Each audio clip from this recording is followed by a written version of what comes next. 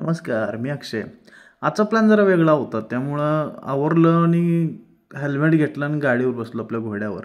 का तर पुढं सांगतो तुम्हाला काय प्लॅन होतं.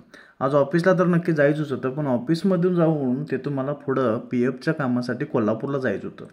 त्यामुळं घाई गडबडीत हेल्मेट वगैरे घालून गाडी सेफली घेऊन ऑफिसला आलो. ऑफिसच्या आल्यानंतर ऑफिसला थोड्याफार सह्या राहिल्या होत्या, त्या सह्या करून डॉक्युमेंट घेऊन मला जायचं होतं. काम झाल्यानंतर मी मंजूचे पोहे खायला इथं नाश्ता सेंटरला आलो. मनसोक्त पोहे खाल्ले. गर्दी बघू शकता, किती गर्दी आहे बरं का. त्यानंतर मी आलो कोल्हापूरच्या PF ऑफिसला. इथं पण दिंडीला आल्यासारखी रोज खूप असे लोक येत असतात. बघा किती गर्दी इथं पण. तिथं आल्यानंतर महत्त्वाचं म्हणजे कोल्हापुरातली आराध्य देवी आई महालक्ष्मी अंबाबाई. म्हणजे इथं माझं कॉलेज झालं, माझं शिक्षण झालं.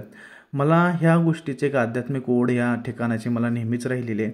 नेहमीच मला आई महालक्ष्मीचं आणि अंबाबाईचं दर्शन घेतल्याशिवाय एक चैन नाही पडत. म्हणजे कधीही कोल्हापूरला गेलो तर आपण तिथं व्हिजिट मी नक्की देत असतो.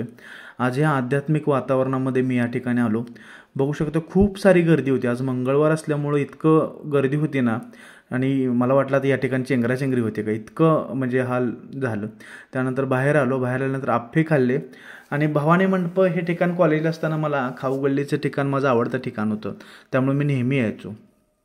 PFच्या कामासाठी आज कोल्हापूरला आलो होतो. 2018 ते 2020पर्यंत मी या ठिकाणी MSW शिकण्यासाठी होतो सायबरला. तेव्हा येत होतो. आता PFचं काम आवरल्यानंतर मी फॅक्टरी इन्स्पेक्टरांच्या ऑफिसला गेलो होतो. तिथून मी परत आलो महालक्ष्मीचं दर्शन घ्यायला. 2018, 19 आणि 20 ह्या काळात जितकी गर्दी नसायची त्याच्या 5 पट ते 6 पट गर्दी इथं वाढलेली आहे. प्रचंड गर्दी वाढली. बघू शकता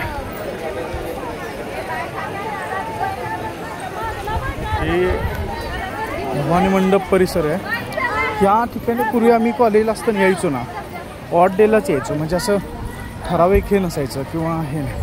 आज वार मंगळवार आहे, त्याच्यामुळे ही कदाचित ही गर्दी असू शकते. पण माझा पूर्वीचा अनुभव जो होता म्हणजे त्यापेक्षा ही गर्दी फार वाढलेली आहे.